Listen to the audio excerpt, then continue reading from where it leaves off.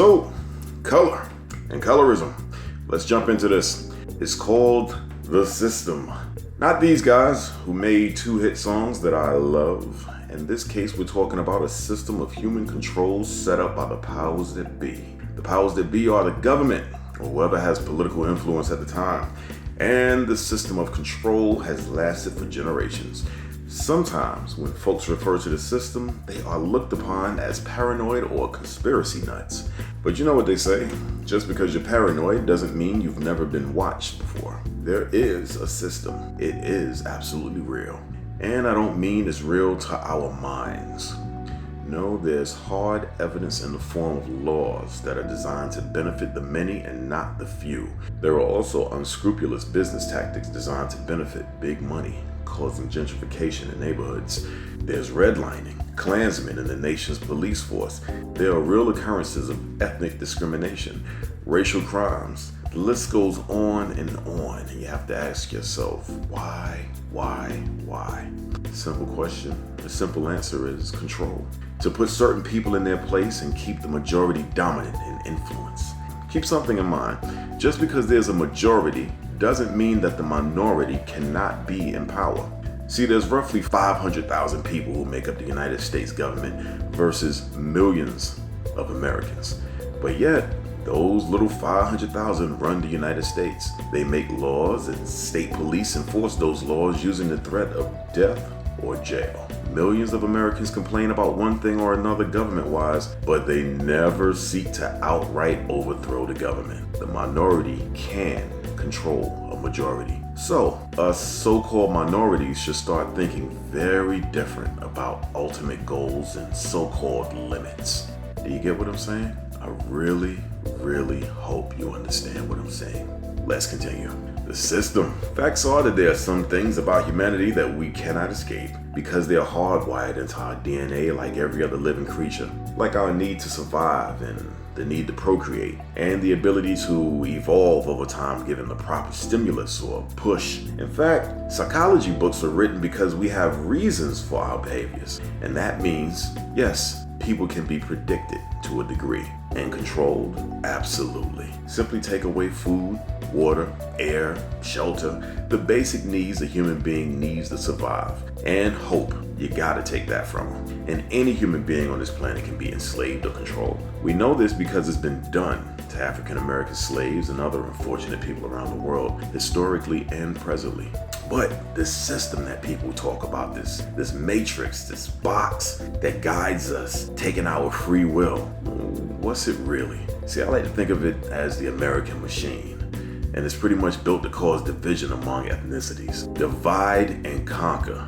It was built that way from the very start. Sure, there's been a lot of refinement. The addition of different ethnicities brought its own set of problems, but the machine works no matter who is here. They just have to live here for a significant amount of time to learn how it works. And this learning, if you're not careful, infects the mind learning it, because it'll have you believe that there's no other way for the system to work other than how it has worked for generations. And to believe that is wrong. You can step out of the box. You just have to understand the hundreds of years of conditioning that was put upon American people. The conditioning is on both sides of the coin. One side believes it is the conqueror and superior, while the other side believes that it is inferior. Both sides are sadly mistaken. But let's get back to the beginning of things. Because really the moment the Europeans took over and killed the indigenous people of these Americas was when the American machine, this system here, was built. It all started simply enough. America was full of indigenous people, Native Americans. The years were 1500s, respectively. Then Spain and the conquistadors came to the Americas, talking about we discovered America. Indigenous tribes were cool about it at first, but basically still said, y'all ain't discovered shit, we been here. Now Columbus and the other cats repping Spain, they ain't like that shit. And so they went about taking over these new lands. No American land was safe. Texas, Alabama, Florida, it don't matter where you're from, the indigenous tribes were already here by the millions. And the Spaniards and their conquistadors were taking them out and opening up these lands to other ships from across the sea. And keep in mind that Spain did not have the hardest time killing the indigenous tribes because for the most part, the tribes were peaceful. But in time, the tribe soon learned how to put their knives to good use. But those knives couldn't fuck with those swords and full suits of armor worn by the conquistadors. These were half-naked Indians with knives and spears. No contest. Plus, and this is what really killed the Indians, the Spanish actually brought smallpox and other European disease with them. In a very real way, they were the first to use biological warfare. There were roughly 115 million natives in America before Spanish forces landed. Estimates say at least 50 to 80% of that number were killed. It's even been said that there were once more Indians than all of Europe at that time. Fast forward, settlers from Europe began to come to the land thanks to Spanish explorers telling others how to get to America. Quick sidebar. Now when you read our history books, these Europeans are called Western settlers. That may be confusing for some younger folks or the average Joe like myself. They were called Western settlers because North America is on the western hemisphere of planet Earth. The Europeans came from the eastern hemisphere. So when these Europeans came here to settle into America, they were called Western settlers. You may have actually heard the term the Old West. Well, that's what it means. The old western hemisphere of the world. North America and other parts where the Indians were in the buffalo roam and yada yada yada, you get the drift. So you're going to hear me say the phrase settler and European a lot.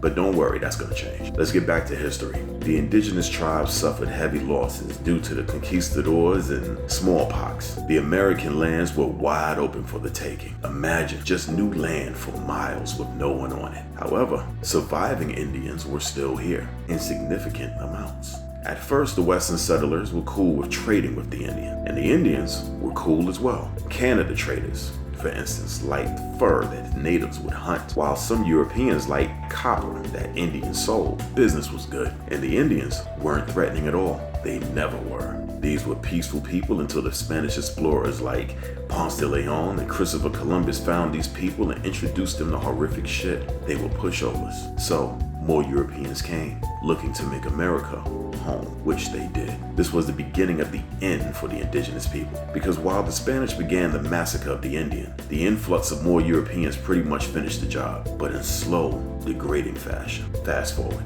American lands are now becoming more established, and Indians are starting to see that these European/Western settlers were cool at first, but at some point they will look to take your land. It's what they do. As a matter of fact, it's what they keep doing. And the more land the settlers take over, the stronger they become in number because more keep coming. And so, one by one, battles between Western settlers and Native Americans happen. Each one started by the settlers for the same reason: expansion of civilization, quote, with the Indians painted as savages. Sometimes the Indians would win a battle or two, but in the future, they would all lose the war of European expansion. Fast forward, the Indian Removal Act passed in the year 1830. Now keep something in mind. Years before, the Indians were already integrated into European settlement. The settlers allowed this integration because at the time, many Europeans began to look at Indians differently. They began to notice similarities in complexion and felt that they could perhaps be related to Europeans. So as you can see right there, colorism is partly tied to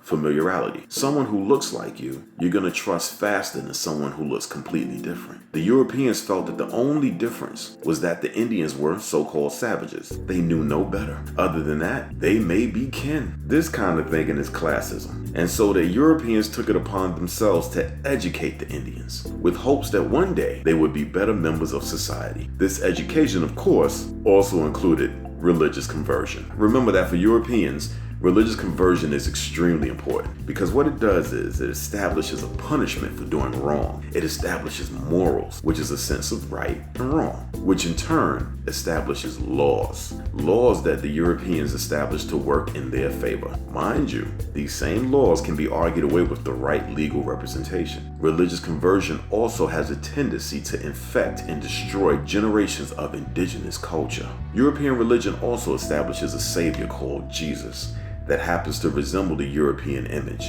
even though factually there is no useful description of the physical appearance of Jesus. Some accounts have Jesus with bronze feet and a face that shone like the sun. Others have him with hair white as snow but with the look of wool. Others have Jesus as bronze, the tan skin, Middle Eastern looking. The truth is that there is no scholarly agreement on the appearance of Jesus. But that didn't stop the Europeans from establishing their own Jesus standard based not on the word of the Bible, but on their own culture.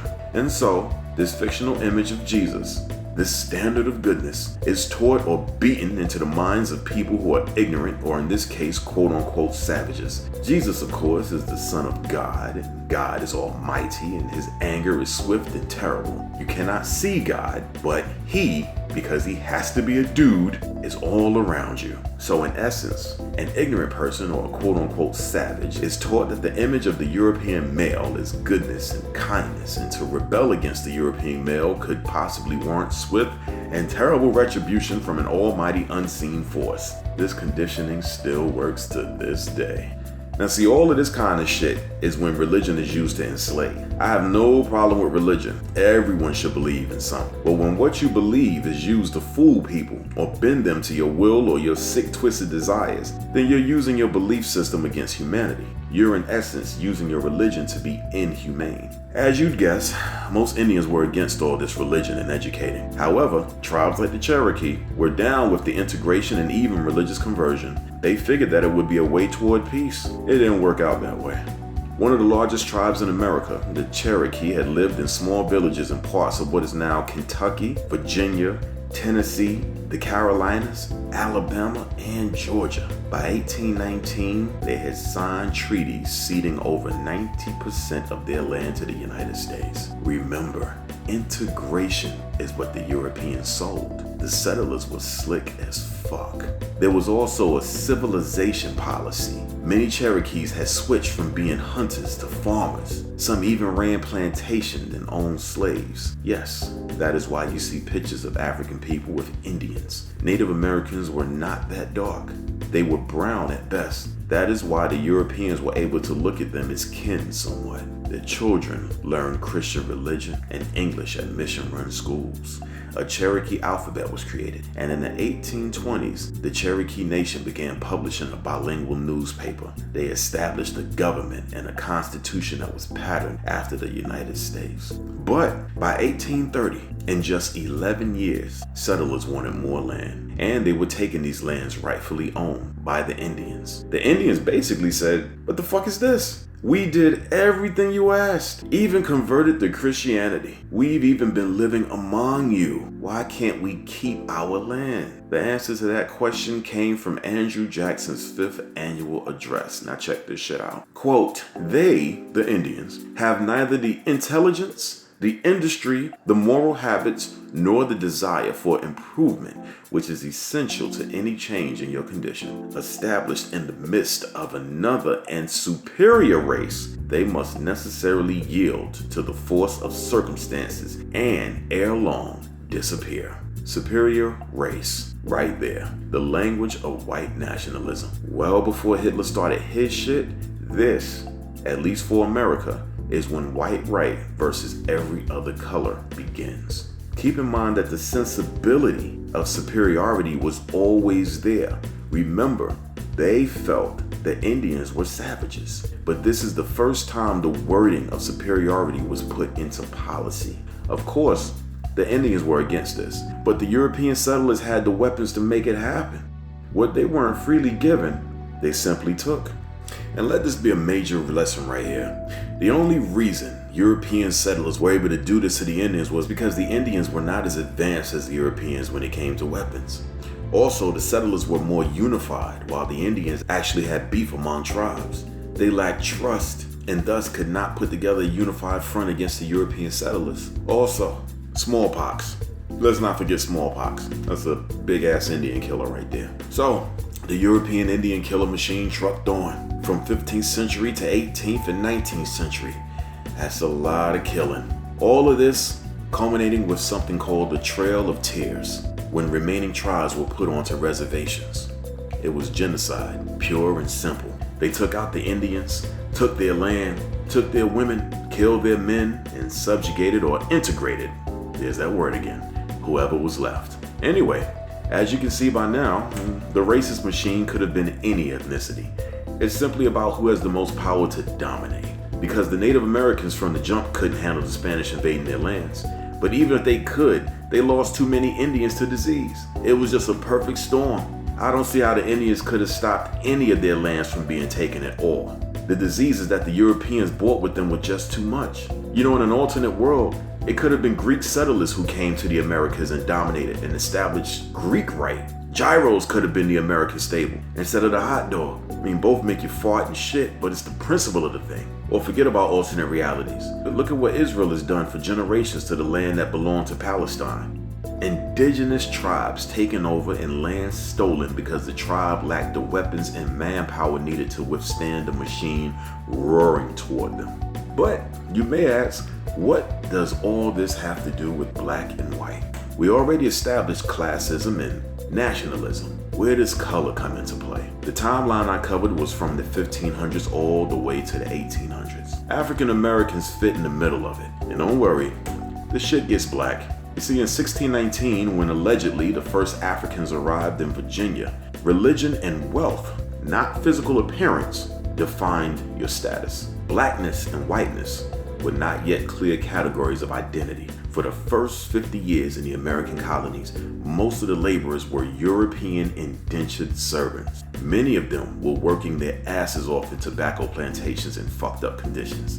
Now, if any of you don't know what indentured servants are, it's basically a guy who works for a particular amount of time. Once that time is over, he can leave. So indentured servants are not slaves. Let's get back to it. As time went on, little by little, less Europeans were willing to make the trip across the Atlantic Ocean just to be subjected to years of hard work with little pay for their troubles. So, indentured servants just weren't cutting it anymore. The tobacco planters, facing a potential labor shortage, turned to the transatlantic slave trade and gradually replaced indentured servants with African slaves. Finally, Americans found what they considered to be an endless labor supply. Bonus, these people could be readily identified so they couldn't just run away and slip into society like the Native Americans could. Remember, the Indians were European looking, but light colored or brown at best. The laborers from Africa were much darker and shaped different. Also, remember I said earlier that the Indians were being integrated into European society. At this point, the Indians had somewhat of a complexion for the protection, so they got a pass, especially when it was noticed that Africans were more durable in the field. Also remember, at one point, even Indians owned African slaves. It was simply the shit to do, especially if it was allowed. I'm sure that there was Indians who had children with these African slaves, so you have your African/Indian mix from there. Remember, no matter how black and sweaty these African laborers were, white man, white woman, and Native American just couldn't resist having sex with them. The dark fetish was quite real, and sadly, much of it was rape. African slaves could grow tobacco and grow rice. These African slaves were the ideal labor source. Again, the Indians were not built for the work. The white settlers damn sure didn't want to do this kind of work, and so it didn't take long as colony by colony, new laws were made, making slavery permanent and inheritable for these African people. And for the first time, the word white, rather than Christian or Englishman, began appearing in colonial statutes. However, slaves were not yet officially recognized as black, but they were considered to be black when people talked amongst each other. As a matter of fact, in the first U.S. Census taken in 1790, just 4 categories were used: free white males, free white females, other free persons, that would be Indians, and slaves. Not black yet. However, according to the Oxford Dictionary of English, the word nigger was used in 1775. Before that, maybe 1615, but it was spelled N-E-G-A-R, negar. Every version of the word nigger is rooted in the Latin word niger. It means black. The female version is called nigra, N-I-G-R-A. It is an adjective, meaning it's used to describe a person, place, or thing. It was never a noun, which is a person, place, or thing. Let's make that clear. So a man can look like the color niger, but he is not actually the color black. He is still a man, not a black. Let's move on. In the 1820 census, the new category, colored, was added. Still not black. In the 1850 census, slaves were listed by owner, and a B indicated black, while an M indicated mulatto. By this point, black was official. And so on and so forth. We go right into history to the present. So to summarize, the permanent and inheritable part of the law language would be the start of systemic black/African American racism, in my opinion. However, it was not the start of systemic racism as a whole. The Native Americans were the first to know what systemic racism, classism, felt like, but they were not considered black. And from my research, they never were.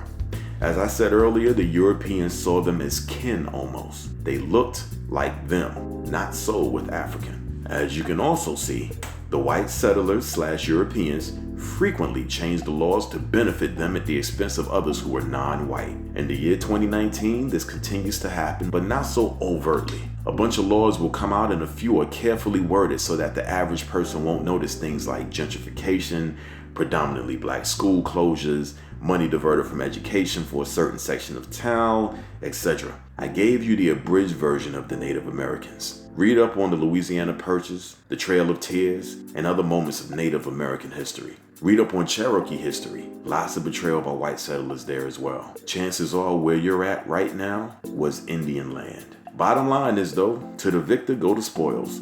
From the very beginning, the Europeans dominated. They established white superiority, and it has been pushed down the throats of every other ethnicity in one way, shape, or form ever since. White is right, and any other color is not, or at best, secondary. Superior. I am better. I am who you should aspire to be. If you are an African American, you may have heard someone say, quote, "I want what white people have." That phrase alone makes me think about someone who feels marginalized. But systemic racism and classism will do that to a person. The system is 100% real.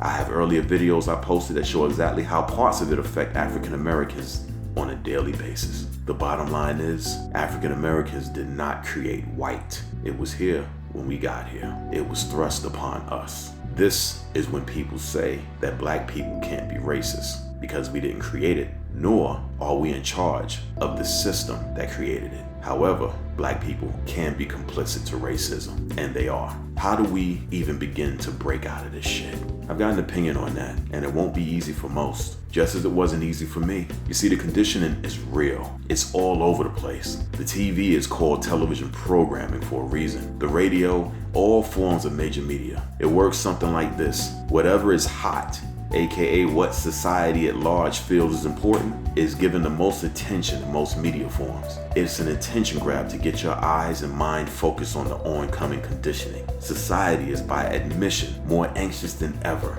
It's because programming is doing nothing but spreading negativity and fear. People can't help but to tune in because they have yet to develop the willpower to do their own thing and not allow propaganda or negativity into their minds. Right now, politics is a new hot button, and so the machine focuses on it, and everything now is an extension of a political story in some way, shape, or form. Even McDonald's can be linked to the current president, and it has. The world of politics has polarized society in a way that hasn't been seen in a very long time. What did I say to you earlier?